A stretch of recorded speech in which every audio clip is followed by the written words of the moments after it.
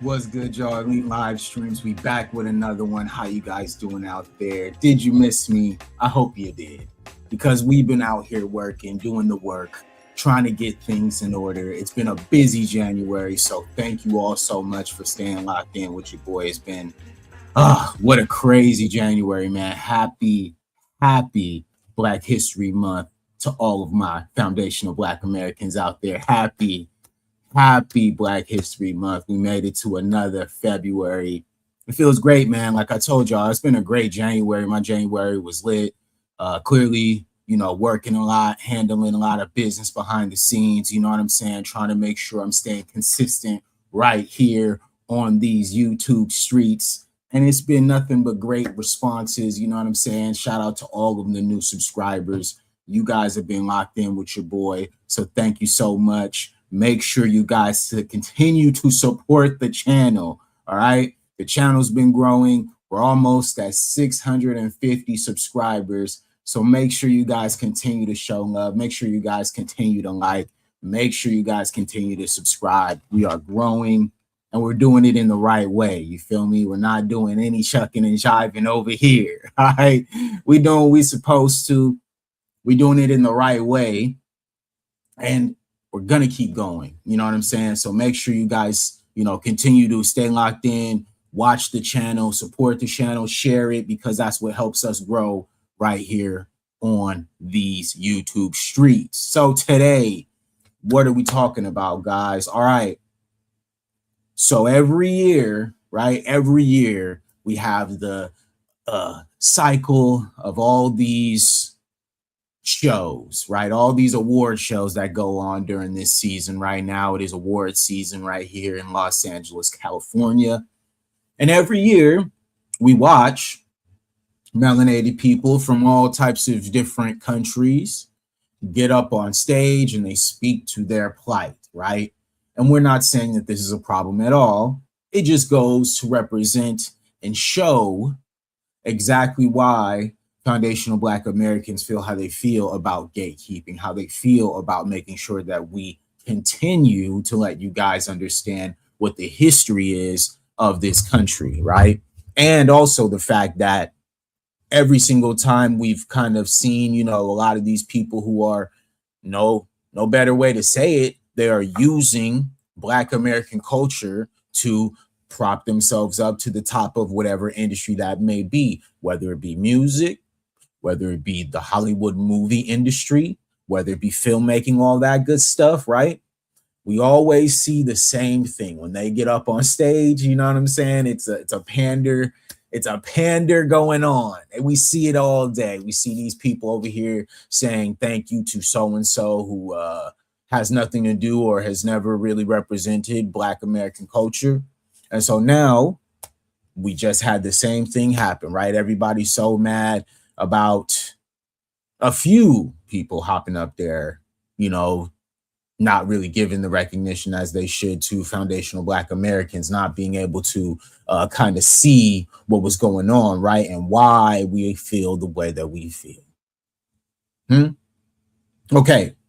Then right after that, right, what else do we see? We see a full-on push, right, to what? Radicalize the term foundational Black American, right? We start to see these DNC puppets, right? Coming out of the woodworks, man, coming out of the woodworks with disparaging words about a lineage, not a group, but a lineage. We started to see a lot of this just start popping up out of nowhere, right before Black History Month, which is kind of weird, you feel me? Which is kind of weird, but we saw right before Black History Month. And sure enough, just like clockwork, we already knew what was going to happen, right? We started to see these people, these influencers who we've already talked about right here on Elite Media, who are sent to what? Disrupt, collectively talk down on, and then as well try to weaponize the term foundational Black Americans. When it's just a lineage, right? When it's just a lineage, when we've made it very, very clear to these people, and these people know this, but the language is very specific to what? To incite a certain ideology and to incite a certain energy towards foundational Black Americans and how we're moving right now with our delineation movement. It has literally turned over the apple cart. So what I wanted to do today was to take some time to explain to these people how foundational Black Americans built this country, how they built the United States of America, right? Because it seems like a lot of people have forgotten. So I think it's important that we go through the numbers. I think it's important that we go through every single detail to have somewhere now that we can reference. And like I said, my channel and what we're trying to do here, I may not fit into a lot of the different modes, right? But my goal is to have reference points, history, and being able to bring that history so that at any point, if anybody needs to reference these talking points, they can come right here, they'll find this information, and it'll be right here for them. You know what I'm saying? And that's kind of where my goal, I feel like that's my role in this whole foundational Black American media space. You feel me? Is me making sure that we're using the history, right? And the information that's out there for us to study to be able to say, you know what? This is the history. This is exactly what was going on. This is what we can reference for if we ever need to debate or speak on a certain topic, right? I want to make sure that everybody who patronizes my channel has a very specific talking point and knows exactly what they mean when they say it. You feel me? Because that's what we got to do here. We got to make sure that we mean what we say. You know what I'm saying? So first of all, I wrote a little essay, first of all, you feel me? Just to make sure that we were on the same page with kind of where I'm going. So I'm going to make sure that I read this. So I'm trying to work on, you know, my UR rating and all that good stuff. But we're going to make sure that we always have information referenced, and as well, we're putting it together and presenting it to you guys in the best way possible, right? So let's start here.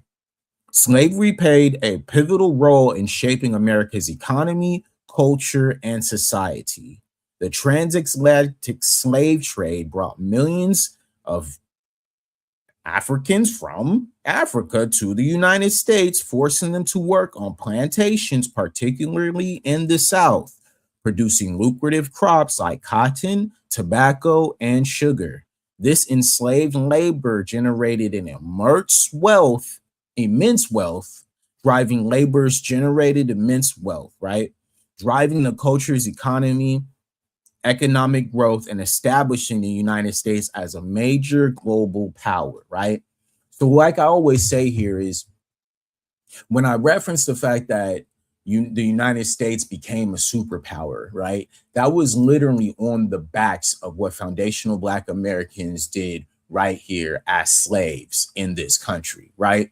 And so a lot of times when we hear people say that other specific groups built this country, it definitely does feel very disrespectful to our ancestors who were literally enslaved, doing the work that no one else wanted to do and could do under the most heinous and ridiculous circumstances that any people have ever experienced across the history of this world that we live in today. So naturally, when we hear people say or try to speak towards the fact that someone else did the integral building of this country, it definitely has to be brought all the way back to the actual history of what actually happened. Okay. Sure, yes, it's very, very, you know, cute to spit a narrative that somehow aligns, right, with what's happening right now, right? What everybody's doing, what's going on in the space, right? But in reality, we always have to make sure that we stand on business. We always have to make sure that we bring the receipts, because it's important, because there are a lot of people out here right now who are moving not on the facts, they're moving on feelings. And it's very important that as foundational Black Americans, we use our platforms to make sure that we are giving people the specific information that's necessary to continue to debunk these narratives that we see every single day on these YouTube streets, in the media, on mainstream, front street, on television, guys. All right, because it is important for us to make sure that we continue to keep the narrative correct and make sure that we're referencing it correct, right? So let's continue.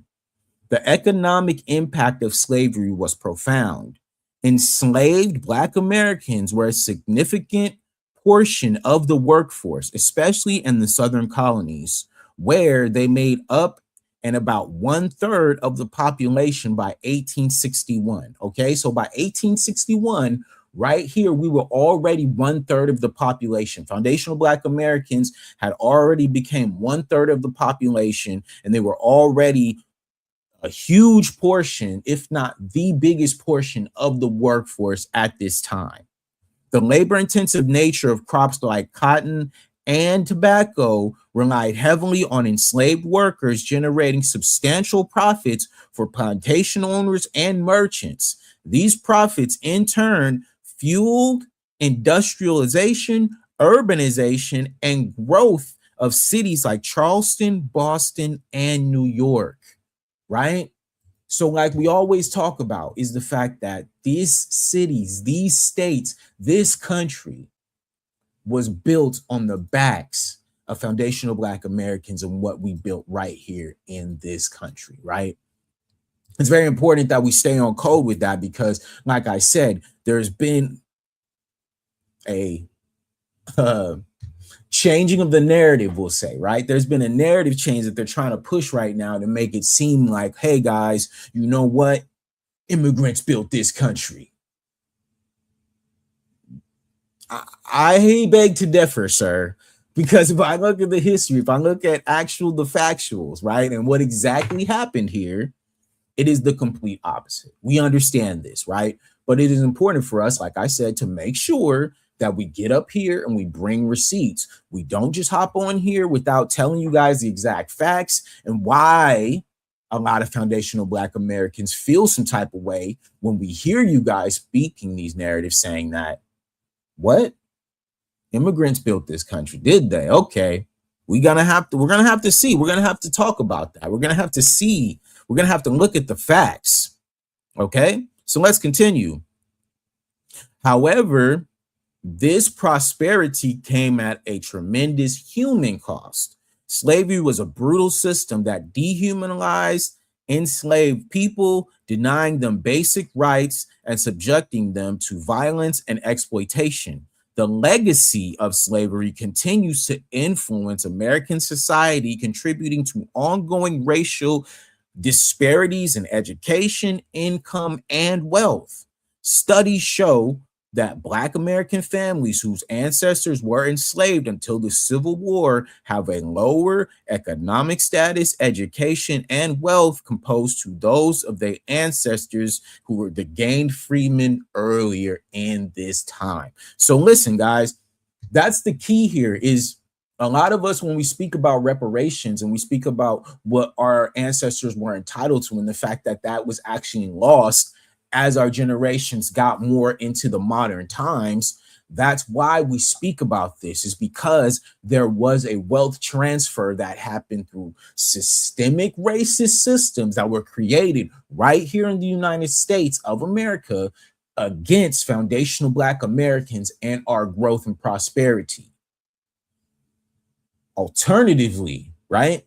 Alternatively, we've seen more and more out of history how when we were separate, we were creating our own situations. We had our own Wall Street. We had our own Rosewood. We had cities that were thriving. They were always targeted, right, by white nationalists and the KKK, police and the government, all right? All these systems to oppress us. And so that's why a lot of us, we feel some type of way when we hear people who have not had this specific same lineage speak the way that they speak when it comes to foundational Black Americans and what we have built and our ancestors have built right here in this country. And that's why it's important for us to make sure that we stay on code, man, because there's no way that we're going to allow anybody to come up in here and disrespect what we got going on, right? The impact of slavery extends beyond economics to shape American culture and institutions. It influenced social norms, laws, and political structures, entrenching racial hierarchies that persist today. Efforts to acknowledge and confront this legacy continue, with debates over teaching Black American history, the removal of Confederate monuments, and reparations for the descendants of the enslaved people. Okay? I wanted to make sure when I wrote that essay that I included that, because it's an important piece of our lineage. It's an important piece of our history that we are paid back for what is owed, okay? For what we have sacrificed over so many generations, how much that we have cultivated lands that have made and generated billions of dollars for many of families who are powerful right now and are still within that wealth that was generated during that time, right? We're looking at people who are still living off money from slavery, okay? And that's the coldest part, is the fact that we can still trace the money back, yet they're telling us that reparations is impossible.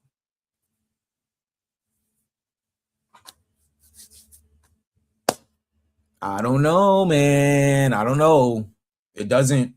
Something doesn't add up to that. Something's not clicking for me when I made that clear, right? So let me read that last part once again. Efforts to acknowledge and confront this legacy continue, with debates over teaching Black American history, removing Confederate monuments, and reparations for the descendants of the enslaved people.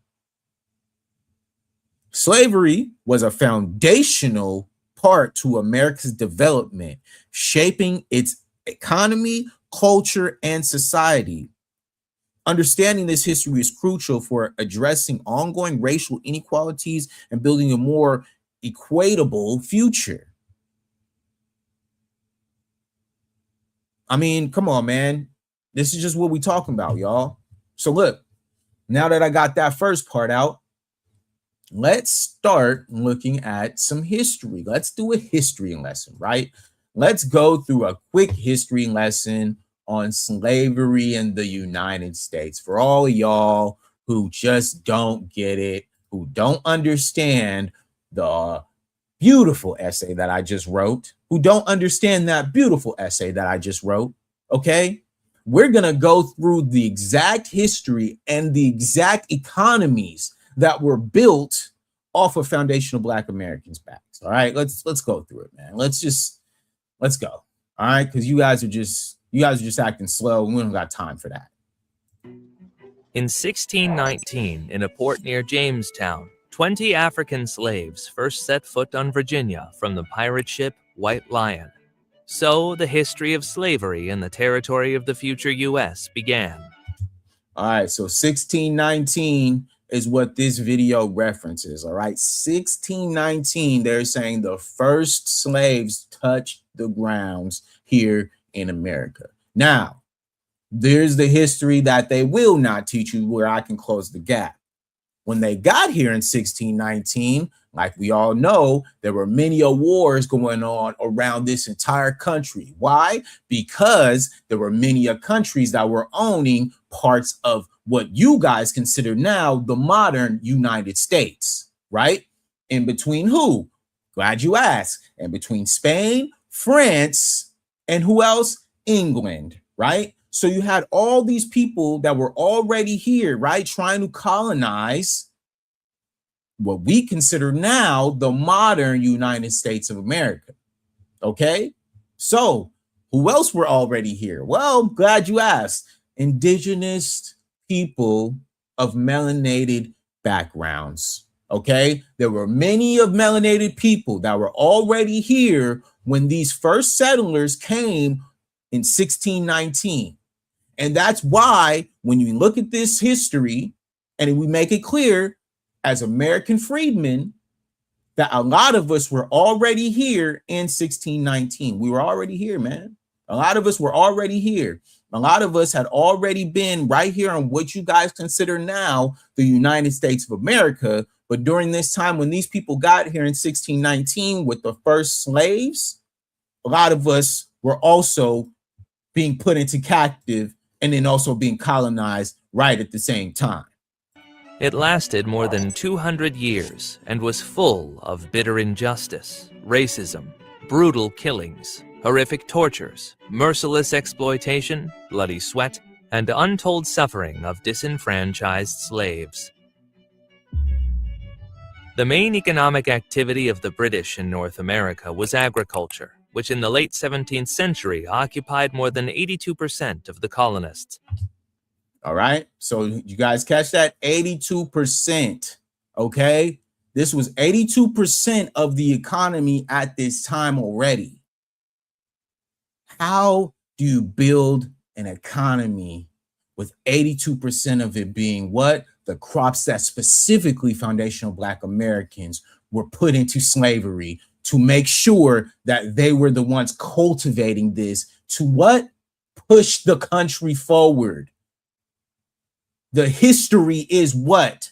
Black Americans are the builders. All this was us. At that time, the most profitable was the cultivation of tobacco. The profitability of this business was about 400%. However, the difficult working conditions on the tobacco plantations discouraged white employees. The Indians, too, didn't want to be involved in the cultivation of this product. All right. So already, you guys see right here, right? When they talk about that white Americans weren't the ones who built this country. I talk about this all the time because they couldn't do it. They did not have the manpower. They did not have the ingenuity. They did not have the infrastructure to be able to do this without the foundational Black American slaves, who are the ones who actually had the smarts, who understood the crops, who understood the land. How would they understand the land, Brandon? Well, guess what? It's because they were already there. They were already there cultivating these lands. They already knew what tobacco was. They already had irrigation systems, how to work. They were already the ones who were the agricultural backbone, the agricultural backbone of this country. We were already doing that when they got here in 1619. That's why this place was so fascinating to them, because we had already started to cultivate it. It had already been a beautiful, vast, okay? We were already doing that here. So that's why when we say this, hey, who was the ones? It was us. We were the ones building this shit. For this reason, the owners of the estates decided to eliminate the shortage of workers with the help of imported slaves from tropical Africa. In the early 16th century, European colonialist elites, obsessed with religious superiority and cave xenophobia, perceived other civilizations at best as second-class people who needed the tutelage of white Christians. At worst, they were perceived as members of a different species. These inhuman delusions and an incredible thirst for riches justified the enslavement of people of other races and religions. Spanish, Portuguese, English, and Dutch slavers most often took slaves from the west coast of Africa. Africans were mostly captured by enemy local chiefs during war. Okay, so now, as you guys can understand, this was a very, very small portion of the people that survived and were brought here. Like I said, during that 1619, we had already understood that there was a bunch, many of melanated people indigenous to these lands who were here already. And so now that we saw the influx of not only those who were brought here and then those who were already here, they create what? A new specific lineage that has now become the workers, the people who are part of the slave system here in America. So let's skip forward so that we can get to a little bit of the numbers aspect here. So let me go here. All right, because we got to make sure we keep it all the way on the numbers. Increase human trafficking. Therefore, in 1751 to 1775, more than 84,000 imprisoned Africans were officially brought to the territory of 13 colonies. In 1801 to 1807, more than 109,000 slaves were brought into the United States. In total, more than 597,000 slaves were brought from Africa. All right. So we already understand that there is a specific position, that there is a group of people who were brought here to be what? That working class, right? To be the ones who are going to be the foundation of what they wanted to do, as far as like what they wanted to build this, now what we call the American United States of America, right? So let's go here. Let's see. Let's go back to now this part, right? We're going to skip ahead because I don't want to keep y'all too long. All right, so let's go. In 1639, Virginia passed a law that provided imprisonment and other forms of punishment for those white people who slept together, congregated, married, or was seen having sexual intercourse with the representatives of the other races. Maryland passed similar regulations in 1661, and Carolina in 1671.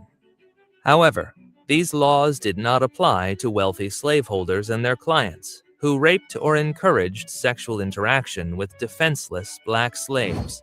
All right. So now this is the specific time, right? For me, at least in my family, when I look at my family tree, I can see up to 1600s when the people who were the owners of my family came here, and they came from Ireland, right?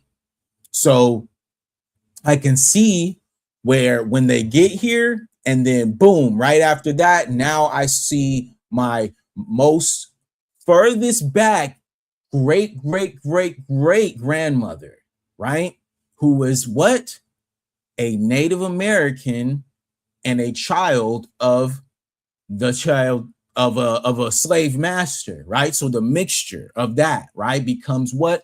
A mulatto slave is what they were considered back in those days in the 1600s, which was considered a mulatto slave. But in reality, what she was a Native American who was captured, put into slavery, and then forced to have a child from this slave master, who now is our family. And with the admixture, we now have our family. This is how a lot of Black American families were built. This is where a lot of our foundation came from, was that admixture of both the slave master, the indigenous people who were here, and then as well, the working slave class of those descendants who also were brought here. That is now what becomes the foundational Black American lineage, right? And so they speak about this, right? So let me bring this back up for y'all so we can make sure we stand on business. African slaves were left with no power. Under the laws of most English colonies in the early 18th century, slavers were allowed to carry out any physical violence and use bloody torture on their slaves, or even execute them at their own discretion. The movement of slaves was so limited that in Virginia, any black slave could be quartered if he appeared on the street after 9 p.m. Sometimes, relatives or children were punished for their parents' guilt by having their fingers cut off or their ears cut off. Slaves in the English colonies were akin to pets or tools by which their owners earned their capital. Now understand, right, that when people talk about what Black Americans were up against and what we went through and our plight and how things were specifically, right, how things were specifically different for us and everyone else, this is what we're talking about. And that's why, from our perspective, when we speak on a lot of things, it's crazy for us to see how people can try to discredit that. We were not a people who were just fled. We just left where we came from. We were brought here without any type of help, given the worst conditions possible. And we still were able to overcome those and be able to create some of the greatest things to ever exist in the history of the world and existence. So when people try to discredit foundational Black Americans, what have been built right here in America, this entire country, we always have to make sure that we show you guys the history. We always have to make sure that we let you guys understand that when you guys try to discredit and try to take credit for something that you did not do, we will bring the history up and make sure that you guys never forget the sacrifices that we made as a people right here in this country. In the southern colonies, slaves mostly worked hard under unbearable conditions in the hot sun on cotton or tobacco plantations. The working day could be from 14 to 18 hours, and every attempt at unauthorized rest was punished with a whip. In the northern provinces, slave labor was employed on farms, in forestry, metallurgy, and textiles. Some of the slaves remained in the role of household servants, who had to fulfill all the wishes of the owners. All right. So listen, did you guys hear those industries? These specific industries, especially at this time, were how the foundational Black American pushed the United States into the industrial era, right? Because we were the ones who were generating all of the work. We were the ones generating everything, the resources, the textiles. That was us. We were the ones still cultivating the lands because we were the ones who knew the lands. The agriculture, the understanding, that was us. We were the ones on the farms. We were the farmers. We were the cultivators. We were the sharecroppers. So for us, when we looked at the industry and now the industry is starting to become what? The Industrial Revolution. It would not be an industrial revolution without foundational Black Americans and those specific slaves who built these industries into what they became today. That is what I speak on when I talk about people are trying to just glaze over. They're trying to just glaze over the real facts. And these are the real facts. The real facts are, if you look at any economy that was literally created in the United States of America, there were foundational Black Americans who were the ones who gave that foundation for those billion-dollar companies to become what they are today. Many of them still living off of money that they generated during slavery. We can look all the way back to J.P. Morgan, all right? These are all facts that you guys can look up yourself. I'm just here to make sure that I'm using my platform to continue to make sure that we look at things from this perspective. Facts over feelings. Facts over feelings. I don't have time to get on here and try to just let people disrespect our lineage without showing you guys why we say foundational Black Americans built this country. I cannot get on here and say that without showing you what? The facts. In such infernal working conditions, the average working life of a slave was between 7 and 10 years. Because of such unbearable living and working conditions, the slaves tried to escape. They also protested with passive resistance and slow labor. There were times when it came to armed resistance. In 1712, New York's black slaves rebelled against crushed. All right. So like I always say, foundational Black Americans stood on business since day one. We was never just cool with what was happening to us. We never was just okay with how things were. We always fought against. We always tried our best to make sure that we were trying to push ourselves into a better position than we were in the past.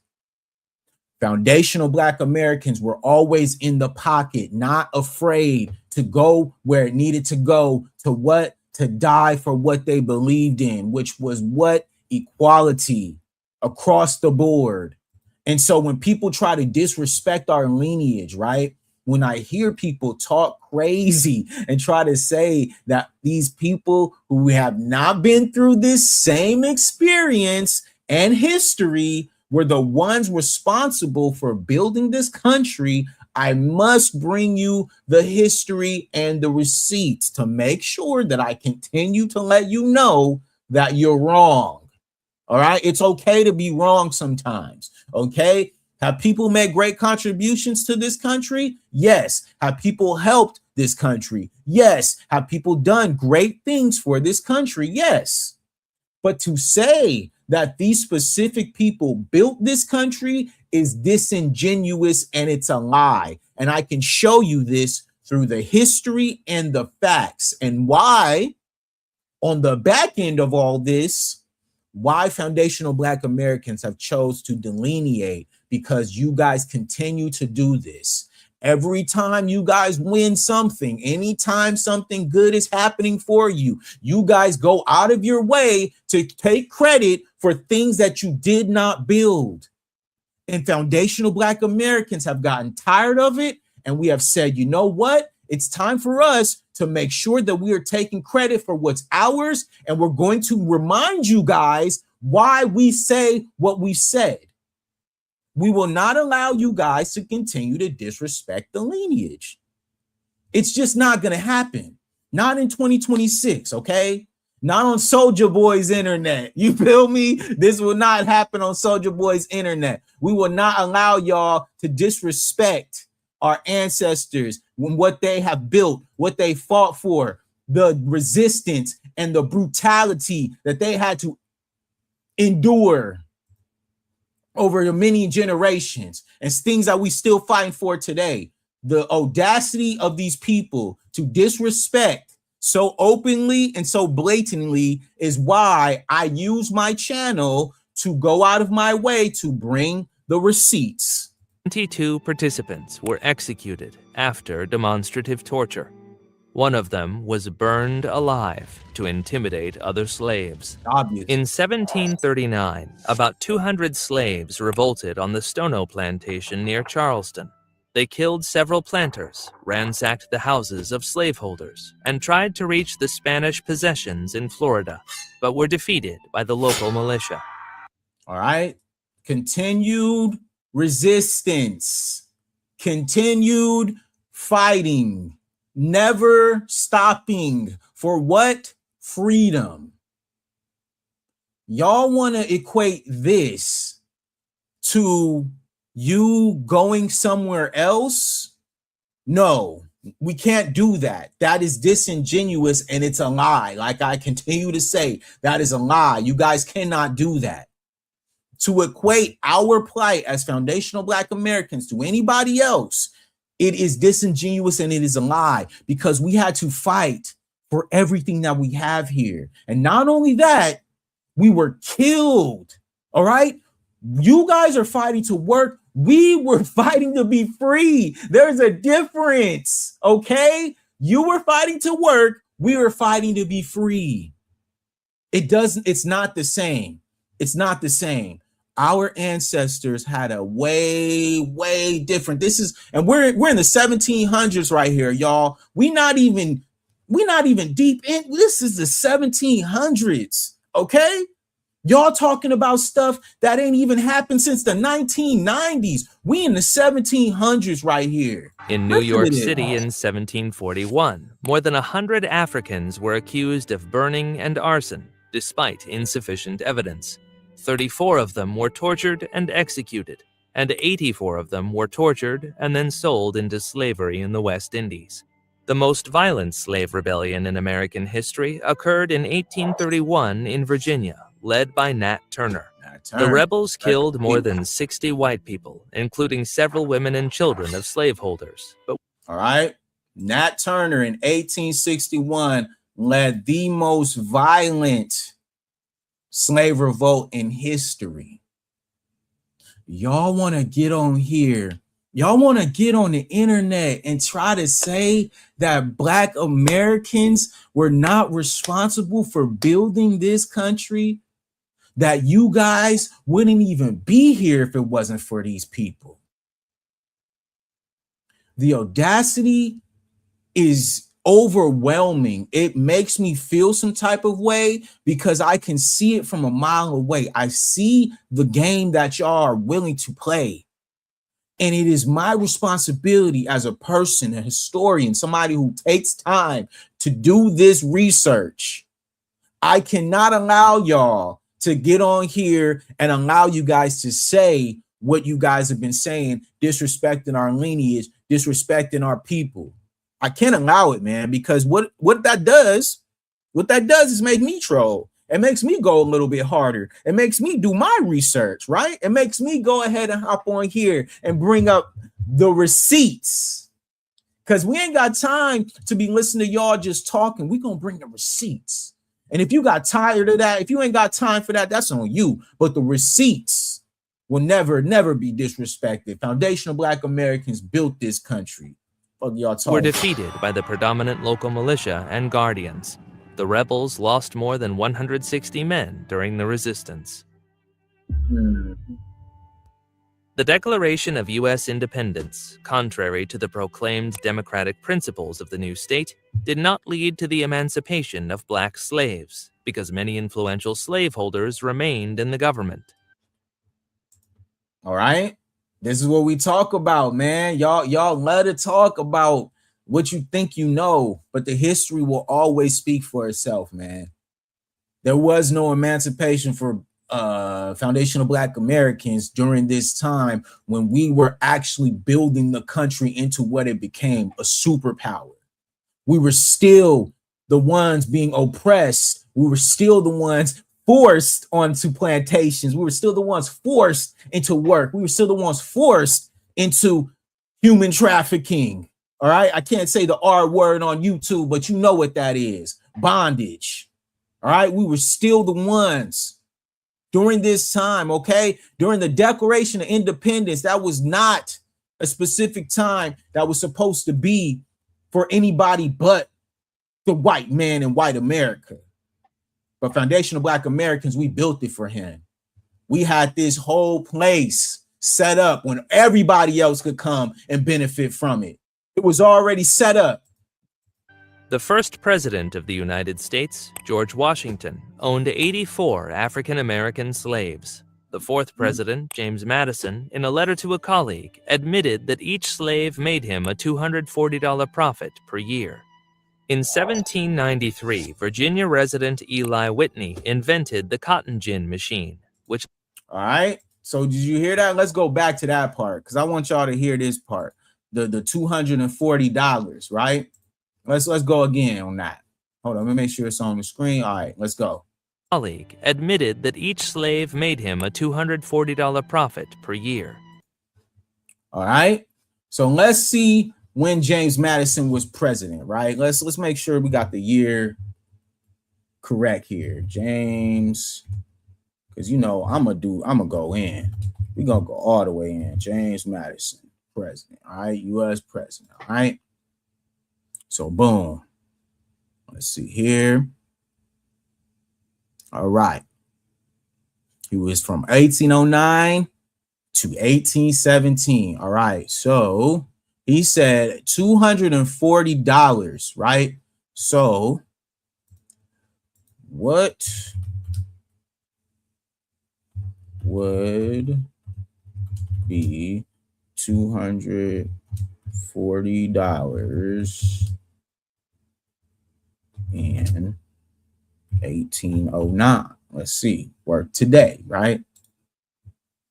So let's see here. Let's see what the young Googler does. All right. So today, that's around $6,000. All right. $6,324. All right. That's how much a slave was worth. Okay. Listen to this again so you guys can understand. Because you guys, sometimes I got to break it down in a specific way so that y'all can really get it. But listen to this. 4 African-American slaves. The fourth president, James Madison, in a letter to a colleague, admitted that each slave made him a $240 profit per year. Per year, okay? So if he had over 84, right? 84 slaves, right? Let's go 84 slaves at 63.24. That's over $531,000 a year. All right. In 1809. All right. So listen, the equation of this type of money and this type of wealth that was given to these specific families during this time, based on what? The backs of foundational Black Americans, y'all. I just did the equation right there for y'all. Just simple math, because that's how my mind works. You feel me? That's how we do it. You know what I'm saying? I know how to count up and try to round up and figure out the numbers in my mind. But to figure out those numbers, when James Madison himself said that they would make him around $240 a year in 1809, the equation would come back to around $6,324 in today's dollar bill, right? Times that by 84, that's $531,000 a year that these people were making off the backs of slaves in this country. All right? When they talk about a wealth disparity, there it is right there. I just broke it down for y'all. I got to clip that when we get back. You feel me? Just to make sure that y'all understand the number aspect. But yo, that's literally crazy to think about, man. Crazy. In 1793, Virginia resident Eli Whitney invented the cotton gin machine, which allowed people to process cotton several times faster. This invention increased the profitability of the business of the planters of the southern states. Now, it is a lot of speculation about who invented the cotton gin. All right. There is a lot of speculation about who invented the cotton gin. All right. Because y'all know,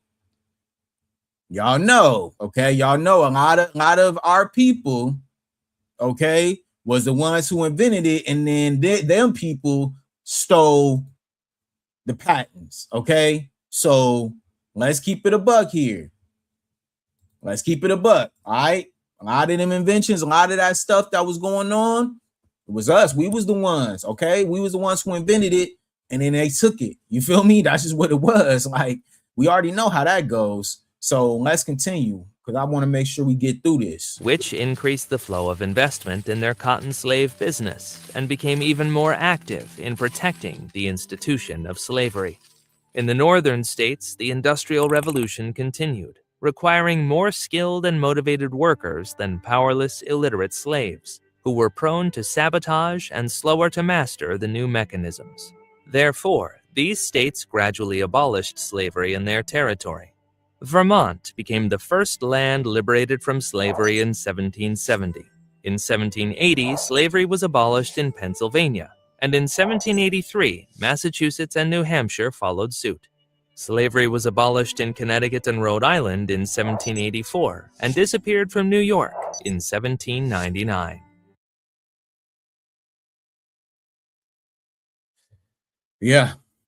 I think it's important, like, to make sure that we always reference history.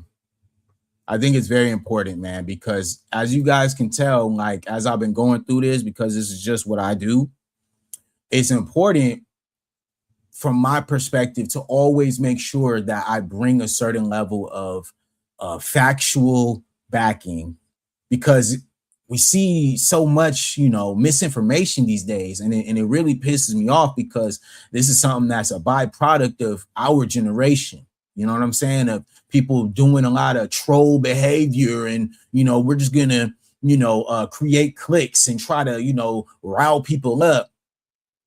But when I look at it, when I put these things together, right, when I take the time, and like I just did for y'all right now, it always comes back to me, and it always makes me feel some type of way where I'm like, nah, man, this is crazy. Like, it's crazy how people could just disrespect and try to, make it seem like something that it's not. And from my perspective, I will never allow anybody to ever disrespect the lineage of foundational Black Americans without us bringing factual history to back up the fact of what we got to say. You know what I mean? I don't care what nobody got to say about, what you think. You feel me? What you think might have happened. All right. Because at the end of the day, what did happen is what I'm speaking on right now, is the fact that there were many of us who had gone through many of things, man. Very, very sad, very, very unfortunate. Okay. And yet y'all want to, try to debate. How can you guys debate a lineage in history? Is just beyond me. Like, I just don't understand it. There's no debate. All right. What we can talk about, sure. Okay, so what? Black Americans, we're gonna be doing our own thing. Okay, cool. I don't think that needs to be debated. I think all that needs to be talked about is, hey guys, We're here, we're representing our specific lineage. These are the things that we want to, you know what I'm saying, see changed in our communities. This is what we want to see change in our world. This is what we want to see changed in our lives, right? Because not too long ago, there was a time where we were still the people who were considered less than human, who were considered subhuman, who were considered not a part of this country, who had went through some very, very heinous times. And that's why I want to bring up this last video, just so you guys can understand what it looked like. All right, let's go. This is former slaves. Okay, it's not that long ago, y'all. Listen to this. He work hard. Work hard. He work hard. I work hard. I get up at 4 o'clock and get my breakfast done. Just at dawn of day, I go to the field and we pick cotton. Mr. and Mrs. Haywood Jenkins of Sharkey County, Mississippi have, between them, picked cotton for over a century. Over a century, guys. Look at her face. Look at her face. Our ancestors, right here, over a century.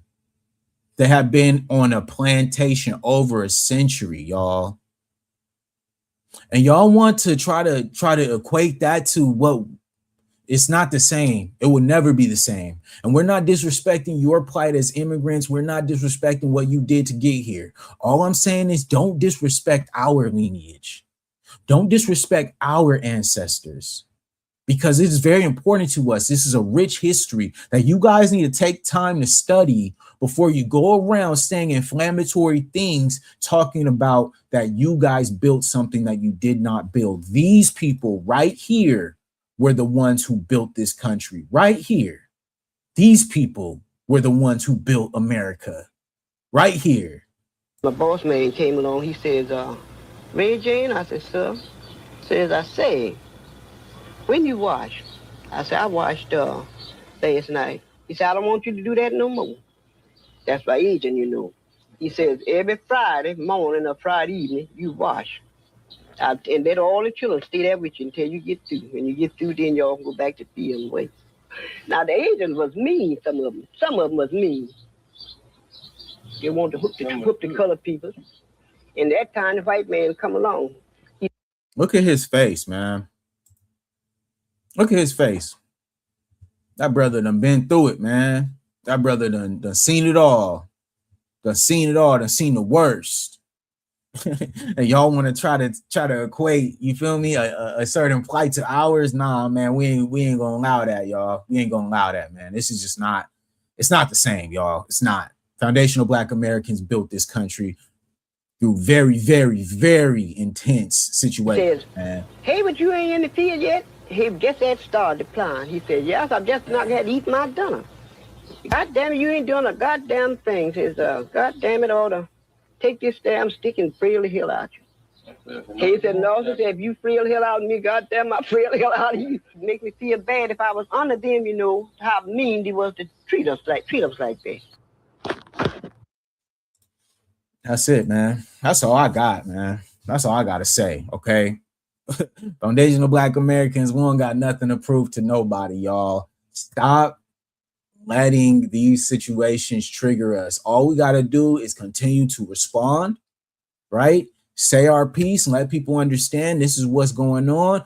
This is what we will respect. We will not allow you guys to speak on something that you have no actual principle towards, right? And we will sit back and let the history speak for itself. That's what I'm here for, man. Every time I get on this channel, every time I try my best to bring or present something, it's always with factual history and something to back up my stance. I never get on here spitting inflammatory things that are just my opinions or me just trying to, you know, say something to go viral. Every time I get on here, I'm always speaking about the facts and the history. And I want you guys to make sure that anybody who patronizes my channel, who patronizes my, you know, profile, whatever, however you come across the content, all I want you guys to do is understand that when we speak, it's all about respect. All right. And it's all about respect for the ancestors. because without them, none of y'all would be here. None of y'all, okay? Without them, none of us would be here, okay? So make sure that you watch how you talk to people and you watch how you treat a certain specific lineage. Because, like I said, Foundational Black Americans, we run the internet. So be careful how you talk to people and be careful how you treat people and be careful what you say. You know what I'm saying? And make sure if you do got something to say, make sure it makes sense. Don't just be up here saying stuff just to say it to try to make it seem like, you know, you're trying to pander. No. If you want to speak to your people, speak to your people. But don't be going around here talking inflammatory, saying that specific people built this country when they didn't. I just showed you guys the history. I just showed you guys the economic windfall of the foundational Black Americans and our straight up base, all right? A base that we built for everybody else to be able to traject themselves off of, all right? So make sure y'all stay tapped in, man. We gonna keep going, man. It's Black History Month. So y'all know I'm gonna be on here as much as I can, speaking on Black issues, speaking on Black history, because that's just what I love, man. I love this shit. I personally love this shit, man. So it's very easy for me to get on here and speak about the history and to speak about, you know, the things that's all going through our community right now. And I'm gonna try my best to go live and or drop videos as much as I can this month. All right. I got a big, what would I say? A big goal for myself. You know what I'm saying? And I want to make sure I hit that goal. So I'm going to be, you know, ramping it up. You know what I'm saying? This month, like I said, January was a great month. Now we got to make sure that February is just as good. So salute to everybody out there. Happy Black History Month to everyone. Make sure you guys like and subscribe, man, because that's what we need. We need you guys' support to be able to grow the channel into what I know it can be. Elite Media, Brandon B, man. We taking this shit to the top. All right. So make sure you guys stay tapped in, man. My name's Brandon B. This is Elite Media, man, and I'm out. Peace.